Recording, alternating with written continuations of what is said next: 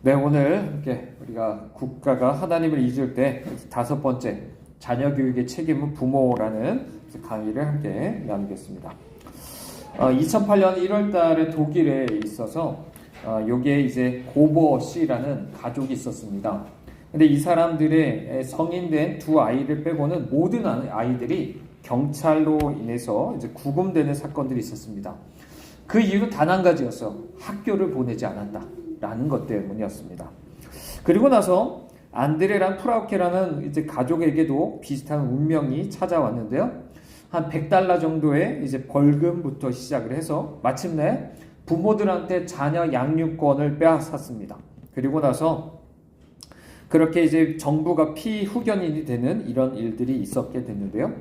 이런 식으로 학교에 쉽게 말하면 뭐 국립학교죠. 공립학교 이런 데서 교육받는 것들이 점점 더 강제적으로 의무화시키는 것들이 점점 더 많아지고 있습니다. 근데 문제는 이런 법이 대부분은 어디서 나타나냐면 국가가 예를 들어 자기의 어떤 세계관 있지 않습니까? 신념을 따라서 자기네 어떤 그 나라를 때로는 독재적으로 그렇게 끌고 가는데 그런 세계관을 이 교육에 있어서 가장 중요한 목표로 두고 있죠. 그것을 주입시키기 위해서 대부분의 전체주의 정부에서 하는 게 바로 공립학교 그 교육을 의무화하는 겁니다. 그런 식으로 지금 이미 지금 현대 독일에서도 그 일이 지금 일어나고 있다는 거죠. 근데 이런 법률은요, 사실 1938년 히틀러가 제정한 나치 시대 법이랑 사실 거의 똑같다라고 볼 수가 있습니다. 자, 이 히틀러는요, 자, 아이들에 대한 교육은 하나님께서 본래 주셨던 가정이라든지 아니면 그것을 보조할 수 있는 어떤 교회라든지 이런 데가 아니라 국가가 애들을 가르치는 게 제일 우선권이 있다. 그 권리를 국가한테 넘겨야 된다. 이런 생각을 합니다. 왜냐하면 오늘의 젊은이는 내일의 국민이라는 걸 알아서 그래요. 그렇죠? 그렇기 때문에 이런 사람들이 아이들이 특히나 어렸을 때는 별다른 어떤 왜곡되거나 손상되지 않은 어떤 그런 아주 어린 나이 때부터 그런 어떤 나라 안에 자기네 가지고 있는 나치즘이라든지 아니면 마르크스주의 같은 것들을 주입하려고 하는 거죠. 흔히 생각하면 세뇌를 시키는 거예요. 어렸을 때부터. 그러면 얘네가 몇십 년 후에는 얘네가 철저하게 정말 충성된 나치 국민, 그죠? 아니 마르크스주의 국민이 될 테니까 이 아이들을 그렇게 교육시키려고 하는 것입니다. 그렇기 때문에 그 누구에게도 이거를 빼앗기지 않겠다라고 하는 게 이 국가의 아주 그런 어떤 모토다라고 할 수 있습니다. 만약에 부모가 협력하지 않으면 어떻게 될까요? 우리가 앞서 배웠죠. 법이라는 것을 이미 히틀러가 딱 쥐고 있잖아요. 마음대로 만들어낼 수 있고 마음대로 재판할 수 있기 때문에 부모가 만약에 반대하면 그 모든 것을 감내해야 되는 상황들이 펼쳐지게 됩니다. 사실 사립학교나 종교학교도 마찬가지입니다. 여러 가지 세금을 많이 때리고요. 여러 가지 규제를 많이 만들다 보면 결국엔 학교가 다 문 닫게 돼 있어요. 그럼 뭐만 남을까요? 사립학교도 없어지고 홈스쿨도 안 되고 오직 나라가 가르치는 학교만 남게 돼 있어요. 그러면 그렇게 되다 보면 물론 부모들 입장에서 어떻죠? 아무런 선택권 없이 무조건 학교에 보내야 돼요. 국립학교에 보내야 되고 거기에서 무조건 나치 그 정부가 가르치기 원하는 그 세계관에 철저하게 세뇌가 돼야 되는 것들이 이제 있게 됩니다. 그래서 독일의 아이들은요, 우리가 계속 유대인에 대한 얘기를 했잖아요. 그래서 유대인은 사람이 아니다. 사회에 불필요한 어떤 부담이 된다라는 어떤 영상을 계속 보여줘요, 애들한테. 그뿐만 아닙니다. 학교에서는 진화론을 이제 바탕으로 해서 자기네 독일 국민이 얼마나 자기네가 우월한지 이런 것들을 찬양하는 것들을 배워요. 반대로 유대인들은 어떻죠? 얘네를 열등한 거죠. 벌레 취급하는 거죠. 그런 식으로 그런 것들을 계속 배웁니다. 그렇게 해서 어떻게 됩니까? 유대인 같은 애들을 빨리 없애야 우리 인간이, 우리 독일인이 더 빨리 진화할 수 있다. 그러니까 쟤네 빨리 없애야 된다. 이런 것들을 배우는 거예요. 우리가 오늘날에도 사실 이런 것들을 대놓고 배우진 않지만 대부분 이미 진화론적인 것들을 이미 다 배우고 있죠. 과학이나 역사나 모든 학문이 진화론을 바탕으로 하고 있기 때문에 아이들이 얼마든지 이런 생각을 해도 사실 이상할 게 없는 것들을 사실 우리는 이미 배우고 있습니다. 자, 교과서도 그렇기 때문에 인종적으로 적합한 것들 아니면 군비를 확장하는 것에 대한 근거가 된다든지 독일의 역사나 이런 문화에 대한 강조를 반영하도록 끊임없이 교과서가 개정이 되고요. 교사들은 어떨까요? 반드시 이런 교과서를 맞춰서 가르쳐야 되고 히틀러한테 충성을 맹세해야 되는 사람들입니다. 자, 나치즘은요, 어떻게 젊은이들의 마음을 사로잡혀 봐야 되는지 이 사람들 너무나 잘 알고 있었어요. 그래서 이 사람들 이렇게 합니다. 여러 가지 사상들이 있지 않겠습니까? 아주 반대되는 것들이 있을 거예요. 예를 들어 물질주의나 이상주의, 인종주의나 국제주의, 아니면 종교, 아니면 무신론, 뭐 이런 것들이 있을 텐데 이 애들 보고 걔네가 그것을 선택하도록 뭘 선택할지 고민하게 놔둬서는 안 된다. 이렇게 얘기를 합니다. 그리고 나서 어때요? 오히려 자기네 그 나치즘 이런 것들에 따라서 계속적으로 그것이 형성되게 만들어야 된다라는 것을 어려서부터 그렇게 생각하게 만드는 거죠. 그래서 스스로 독립적으로 나 개인적으로 생각하는 게 결코 허용되지 않습니다. 무조건 국가가 요구하는 대로 내가 뭐가 중요하다고 생각하는 그것을 따라서 아이들은 다 그렇게 배워야 되고 그렇게 태도와 생활을 다 갖춰가야 된다라고 얘기를 하는 겁니다. 그렇게 해서 젊은 아이들이 쉽게 말하면 젊은 어떤 급진적인 군대를 만드는 거야. 얘네를 데리고서. 이거는 사실 마르크스주의 사람들도 똑같죠. 그래서 흔히 우리가 아는 홍위병이라고 하잖아요. 애들을 어려서부터 세뇌시키잖아요. 그런 가장 무서운 사람들이 됩니다. 그래서 부모까지 찔러 죽이는 애들이 되죠. 그렇게 세뇌되면 이렇게 됩니다. 그래서 항상 이 나라에서 진리라는 건 뭐냐면 항상 나치즘을 장려할 수 있으면 모든 게 진리예요. 거기서 벗어나면 다 거짓이 되는 것들을 이제 보게 되죠. 자, 히틀러는요, 이런 것들을 가리킬 때 어떤 문제가 사실인지 거짓인지를 더 이상 고려하지 말게 만듭니다. 오히려 자기가 갖고 있는 세계관과 거기에 따른 목표를 달성하는데 유용하기만 하면 되는 거예요. 자, 그래서 부모님을 통해서 대부분 자녀에게 가치가 전통적인 가치가 전수가 돼요, 보통은. 그래서 가정교육이 되게 중요한 겁니다. 자, 그런데 학교에 오면 어떨까요? 이거 사실 오늘날 학교도 똑같을 거예요. 학교에 오면요, 그걸 바꿔버립니다. 그거 중요한 거 아니야. 이게 중요한 거야 라고 그 학교에서 자기네가 다른 가치관들을 심어주는 일들이 있게 됩니다.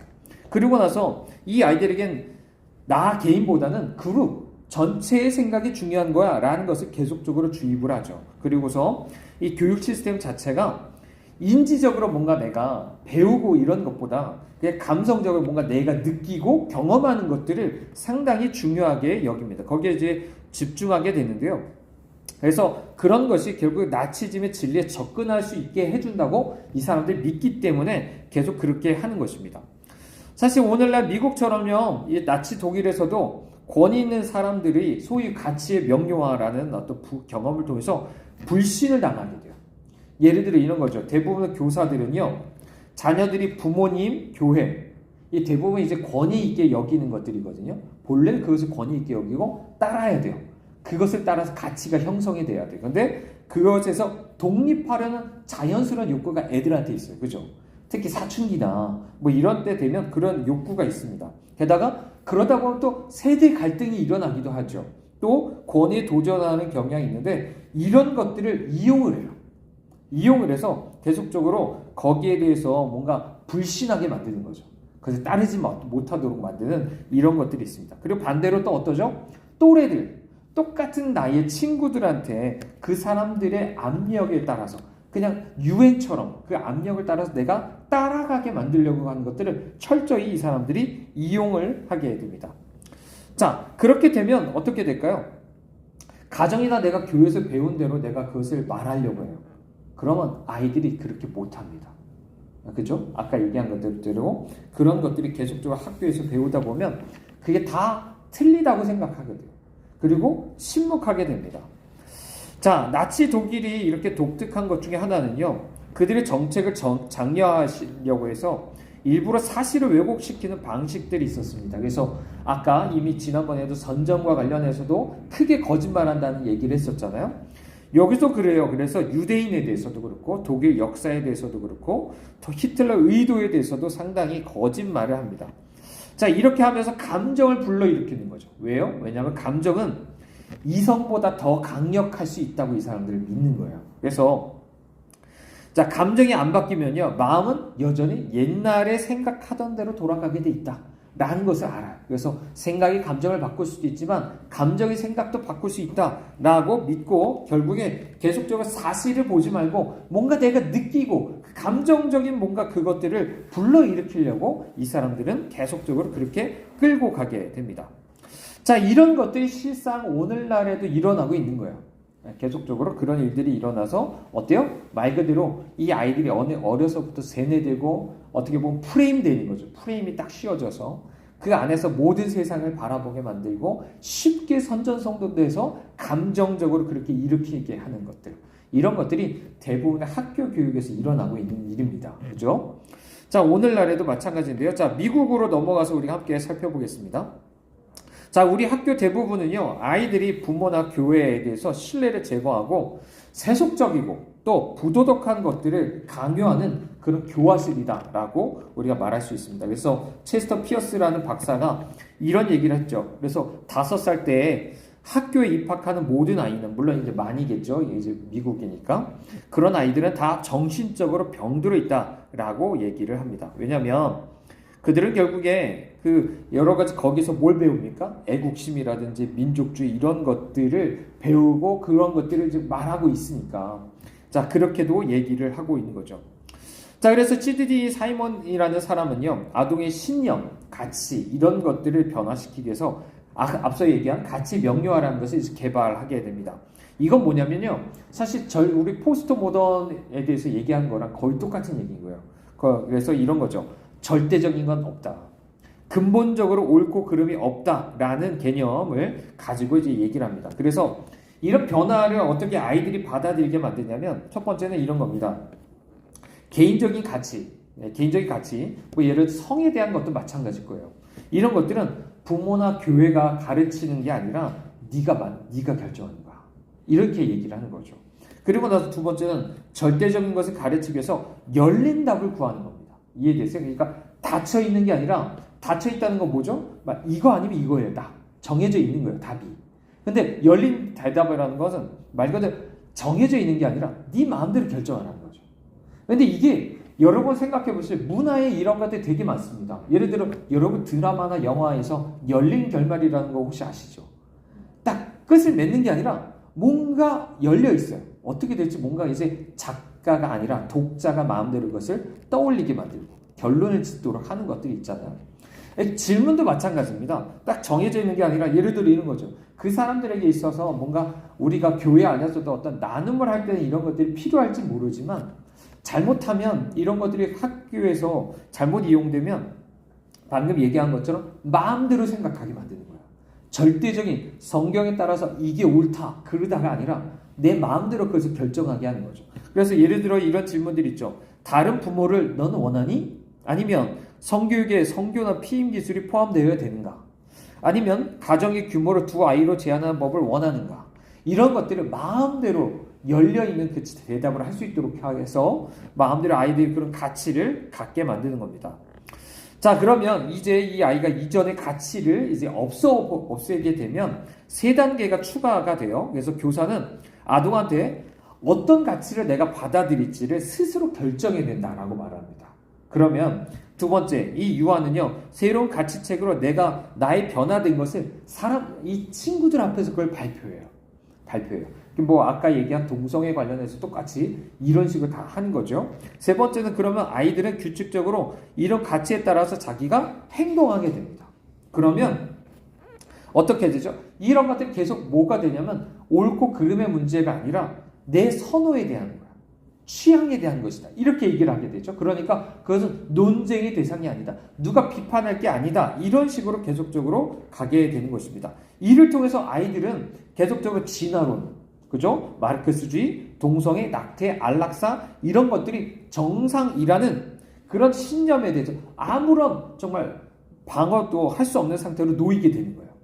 이런 식으로 학교 교육을 이제 받게 되는 거죠. 그래서 아이들은 물론 어떨까요? 학교에서 가르치려고 하는 것들을 미리 결정되어 있다는 걸 모르죠. 미리 이미 이 학교 가르치는 사람들은 다 짜놨죠.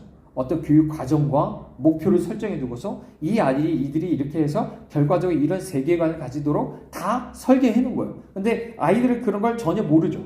모르는 상태에서 자기의 가치가 계속적으로 그쪽으로 변화되는 것들을 보게 되는 것입니다. 자, 예전에 그래서 2009년 5월에 보면요. 미국에서 자, 게이에 대한 교육과 가정이 자, 부모들을 화나게 한다라는 기사가 있었다고 합니다. 자, 그런데 자, 교과 과정을 그냥 받아들이라는 거죠. 그 위에서 교과정이 이렇게 만들었으니까 그 과정에 따라서 보통 교과서를 만들거든요. 자, 그걸 받아들이라는 거죠. 그래서 교육위원회 어떤 변호사는 심지어 이런 얘기를 했답니다. 이 교과 과정이 채택되면 부모가 자녀를 수업에서 빼낼 법적 권리가 없다. 만약에 니네가 반대해도 아무런 가치, 어떤 효과가 없을 것이다. 라고 얘기를 합니다. 그래서 테미 브루스라는 사람이 이렇게도 말하죠. 오늘날 동성애 운동가들은 관용의 가치로 자기를 포장해서 아이들의 삶을 침범한다 라고 얘기를 합니다. 마치 할머니 옷을 입고 다가오는 늑대 것처럼 그런 식으로 이렇게 포장해서 다가온다는 거죠. 근데 이 사람들의 주된 표적이 누구냐면 아이들이에요. 아이들을 세뇌시키자. 그러면 그 생각을 받아들이게 할 수 있는 유일한 방법은 바로 앞서 얘기한 것처럼 도덕성과 판단을 하지 못하도록 하는 이런 것들을 말하는 거죠. 그래서 계속 가정과 교회 자체를 먼저 파괴해버리면요. 거기서부터 분리시켜버리면 아이들은 자동적으로 이렇게 될 수밖에 없다라는 것들을 우리에게 얘기를 해주고 있습니다. 그래서 네, 결국에 이렇게 하면서 학부모들은요, 전혀 아무것도 모른 채 또 아이들이 이렇게 교육되고 있다는 것도 모른 채 그냥 살아갈 수 있죠. 근데 노스캐롤라이나 같은 그 주에서 교사들에게는 이런 어떤 가치를 심어줘야 된다는 것들이 전달됐다고 합니다. 예를 들어 이런 거죠. 옳고 그름은 없다. 그냥 조건부 반응만 있는 것이다. 또 두 번째, 집단적인 선은 개인보다 더 중요하다. 그죠? 또 세 번째는 합의가 더 원칙보다 중요하다. 성취보다 유연성이 중요하다. 변화를 제외하고 영구적인 것은 없다. 모든 윤리는 상황에 따라 다르다. 가해자는 없고 희생자만 있다. 이런 식으로 얘기를 하게 됩니다. 그러면 부모는요, 그렇기 때문에 자녀가 학교에서 뭘 배우는지 알아야 돼요. 안 그러면 우리 아이들이 어느 순간 이 모든 세계관에 다 정말 가랑비 젖듯이 젖어서 어느 순간 교회를 다니다가도 그 모든 것들에 대해서 당연히 다 의심하게 될 것이고 거부하는 그런 날들이 오게 될 것이다 라고 말할 수 있습니다. 자, 심지어 미국의 역사의 교과서는요, 청교도, 우리가 청교도라 하면 미국은 청교도의 나라라고 알고 있잖아요. 그죠? 그런 선조라고 알고 있잖아요. 근데 청교도에 대한 언급이 안 나와요. 그런 언급도 없습니다. 오히려 그리고 9.11 테러에 대한 얘기할 때 그 테러범이 이슬람 사람이라는 것을 얘기를 안 합니다. 이런 식으로 나와요. 그리고서 이슬람은 뭔가 역사적인 종교인 것처럼 얘기하면서도 기독교는 뭔가 의심적인 그런 말들로 또 이렇게 설명이 되는 것들을 봅니다. 그리고 교과서에서 스노우맨이라고 말이 안 합니다. 왜 그럴까요? 남자라고 썼으니까. 그 스노우 펄슨이라고 해야 돼요. 눈사람을. 그런 식으로 표현해야 됩니다. 자, 부엌에 있는 여자의 사진도 허용되지 않습니다. 여자만 있으면 안 되죠. 남자가 있으면 될지 모르겠지만 이런 식으로 나오는 거죠. 게다가 이런 식으로 자, 역사에 대해서 특히나 이제 왜곡하게 되는데요. 이런 목적은 대부분 과거의 잘못을 바로잡는 것으로 이 사람들이 그렇게 주장을 해요. 그래서 보통 미국의 역사도 마찬가지고 우리나라 역사도 똑같습니다. 억압의 역사로 보죠. 억압의 역사를 봐요. 그래서 저 백인들이 범죄를 저질렀다. 이런 식으로 봅니다. 그래서 긍정적인 건 다 빼버립니다. 다 잘못한 거. 백인들이 잘못한 거. 그래서 물론 자, 그런 것들을 계속 하게 되죠. 그래서 이 안에는 사실상 아무런 중간이 없다는 걸 봐야 돼요. 정말 다 가해자 아니면 피해자로 보는 거예요. 역사도 다 그런 식으로 만듭니다. 우리나라도 계속 좌파에서 역사를 왜곡하는 것도 그런 식으로 만들게 되는 거죠. 그래서 우리나라는 본래 있어서는 안 되는 나라. 미국도 똑같아요. 워싱턴 동상도 다 없앱니다. 그래서 우리나라는 있어서는 안 되는 나라. 이런 식으로 다 부정하게 만드는 것들이 있죠. 자, 그래서 성경에서 정죄되거나 자연법을 위반한다는 이유로요, 어떤 것도 자 반대할 수 없습니다. 동성애라든지 어떤 낙태라든지 이런 것도 반대할 수가 없고요. 하나님을 아버지라고 못 부릅니다. 왜요? 남성이 들어가 있잖아요. 아버지라고 부르면 안 돼요. 자, 이런 것도 있고요. 자, 이런 식으로 운동의 가장 중요한 과정은요. 앞서 얘기한 것처럼 역사나 도덕에서 객관적인 진리가 없다는 거예요. 절대적인 진리가 없다. 그러니까 내가 마음대로 진리를 결정한다. 이런 것들이 강한 거죠. 그래서 진리는 늘 변하는 것이고 지금의 진리는 그냥 내가 어떤 사회적, 민족적인 어떤 맥락 안에 있는지 그것에 따라서 마음대로 바뀔 수 있는 거다라고 보고 있는 것입니다. 그렇기 때문에 예를 들어 이런 사람들의 의식은 이런 거죠. 그래서 가난한 사람들이나 부자에 대한 이런 계급투쟁적인 사고방식을 역사에도 똑같이 적용을 하는 거예요. 그래서 자, 미국에다 적용하면 백인이라든지 인디언이라든지 이런 식으로 역사를 딱 하는 거죠. 그래서 인디언들이 저렇게 사는 건 백인들이 다 저렇게 억압해서 그래. 이렇게 말하는 것이죠. 그리고 거길 자, 어디다 또 비출 수 있냐면 기독교 때문에 이슬람이 이렇게 고난당하는 거야.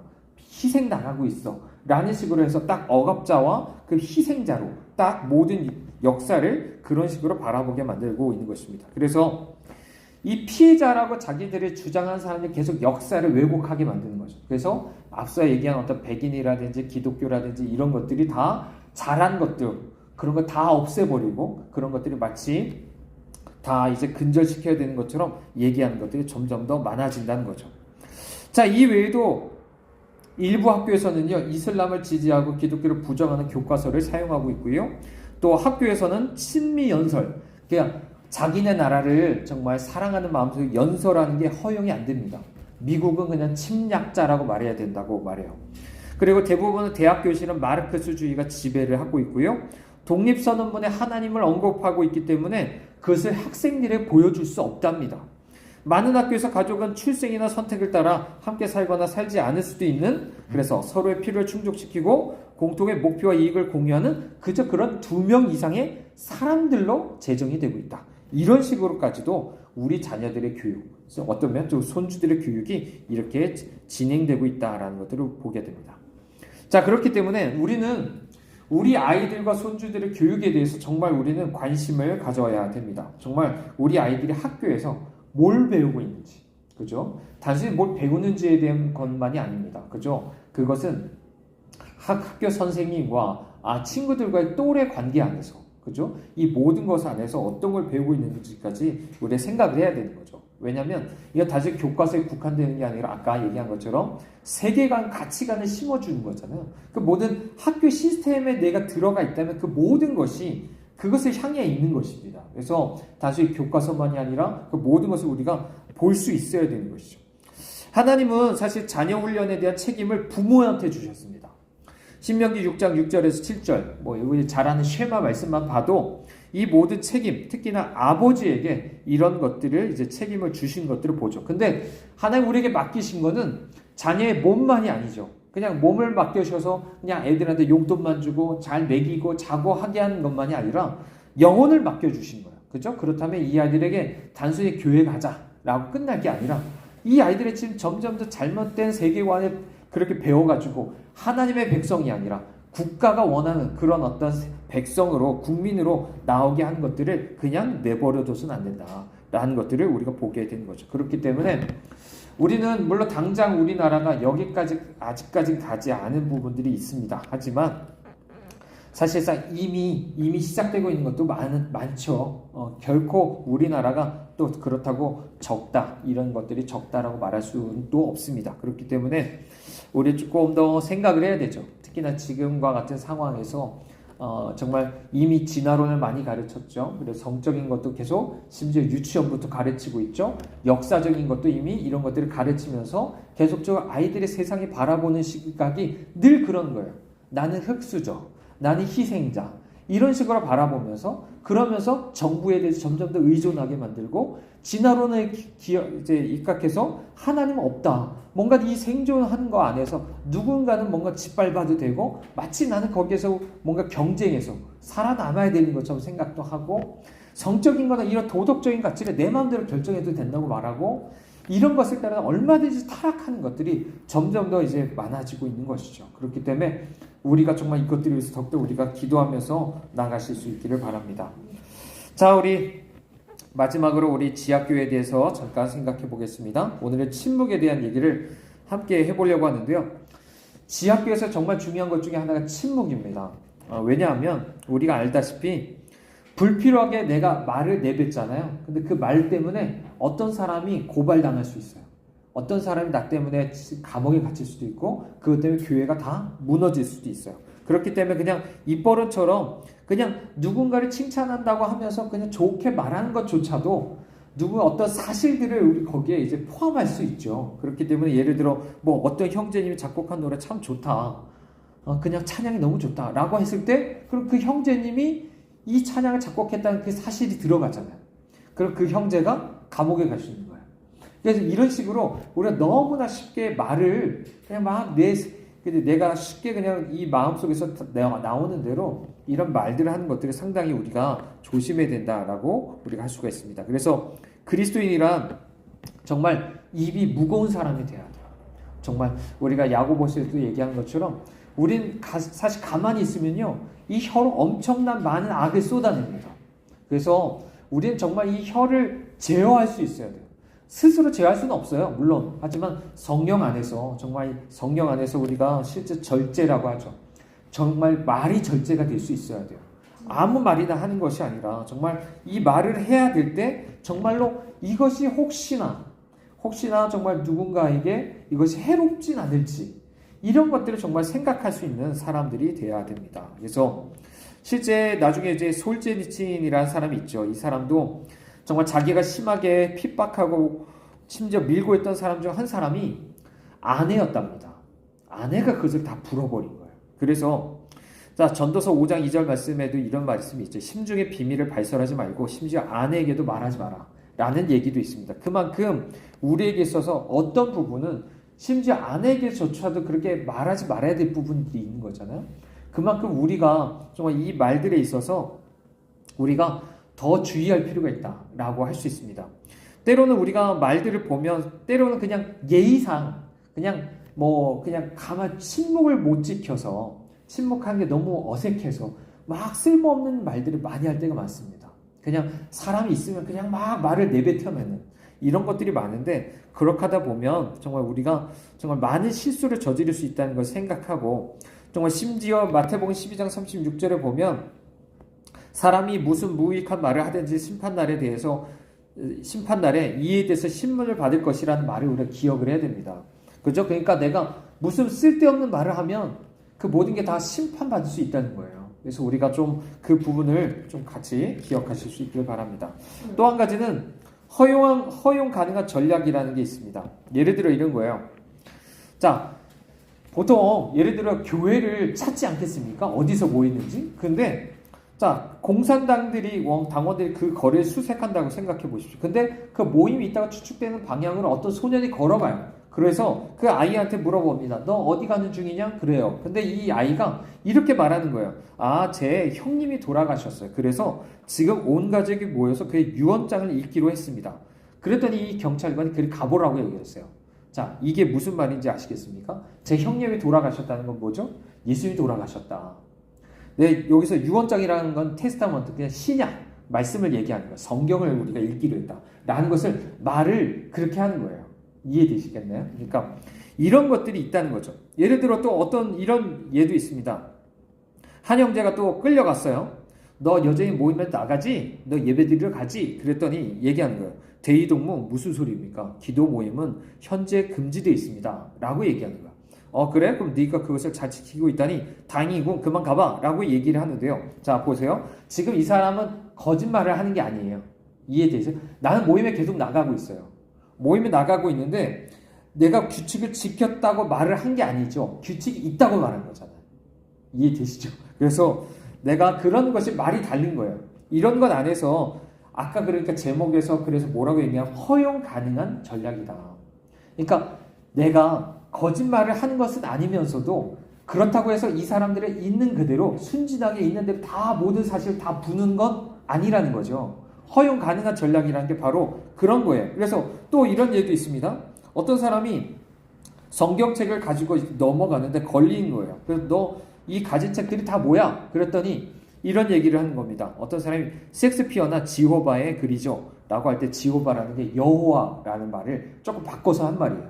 그러니까 이 사람 못 알아듣는 거죠. 못 알아들어서 좋아 그래 지나가 라고 이런 식으로 얘기를 하는 거죠.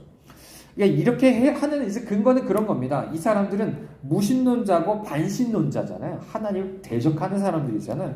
그렇기 때문에 이 사람들한테 굳이 진실을 다 말할 필요가 없다. 다 말할 필요가 없다. 왜냐하면 그거 자체가 이 사람들이 나한테 묻는 것조차도 무례하게 짝이 없는 것이다 라고 얘기하는 겁니다. 사실상 그렇잖아요. 그렇지 않은 사람들이라도 너 그냥 대뜸 모르는 사람이 우리에게 종교 관련해서 신앙 관련해서 그렇게 물어보는 것조차도 사실은 그렇게 압박을 하면서 물어보는 게 예의는 아닐 수 있잖아요. 그죠? 그와 같이 왜냐하면 우리의 사생활과 관련이 있을 수 있기 때문인 겁니다. 자, 얼마든지 이런 것들이 질문을 할 수 있는 거예요. 너 지하교회 목사님 누구냐? 너네 교회 목사님 누구냐? 너네 어디서 모여? 누구 만났냐? 거기에 누구누구와? 이런 걸 얼마든지 물어볼 수 있는 사람들이 많아요. 자, 그렇기 때문에 우리가 이 앞에서 이런 어떤 전략들 이해되시죠? 그러니까 하나님의 어떤 지혜라고 말할 수도 있겠죠. 지혜 안에서 이런 것들을 넘길 수 있는 것들, 이런 것들도 필요할 수 있다라는 것입니다. 물론 우리의 죽음에 대해서 우리가 또 너무 두려워할 필요는 없다는 생각도 우리는 가지셔야 됩니다. 왜냐하면 언젠가 누군 다 한 번쯤 죽잖아요. 그렇죠? 죽잖아요. 또 우리는 이미 죽음에 대한 모든 것을 이제 벗어난 사람이고 부활할 것을 내다보는 사람이기 때문에 하나님 앞에서 주님 날 부르셨을 때만 주님의 주권 안에서 내가 죽는 거지 이 사람들이 어떻게 해서 내가 죽는 것은 아니라는 것을 생각하면서 또 우리가 너무 뭐라고 해야 될까? 죽음에 대한 두려움 속에서 막 거짓말을 하라 이게 아니라는 것을 기억하라는 거죠. 무조건 그런 두려움 안에서 거짓말을 하는 게 아니라 지혜롭게 이런 어떤 사실을 말하지 않는 것들 이런 것들도 우리가 얼마든지 또 가능할 수 있겠다라는 것도 보게 됩니다. 그래서 물론 이거는 내가 처음부터 짜낼 필요는 없어요. 어떻게 말을 하지? 이렇게 아닌가? 성령께서 그때 우리에게 주실 말씀이 있다라는 것들을 우리가 생각하시고 더욱더 주님을 의지하시면 되지 않을까라는 것들을 생각해 봅니다. 자, 우리 함께 기도하는 시간 갖습니다. 자, 오늘 우리가 배운 말씀들 기억합시다. 우리가 자녀들에 대한 교육에 대한 것들을 살펴봤는데요. 우리가 점점 더 우리나라 안에서도 이런 식의 가치 명료화가 점점 더 진행이 되고 우리 아이들이 점점 더 마음대로 잘못된 가치를 가지게 만들어서 어려서부터 정말 잘못된 진화론과 성에 대한 것들 또 잘못된 역사에 대해서 배우고 있다는 것들을 우리가 보게 됩니다. 그래서 우리 자녀들을 위해서 기도합시다.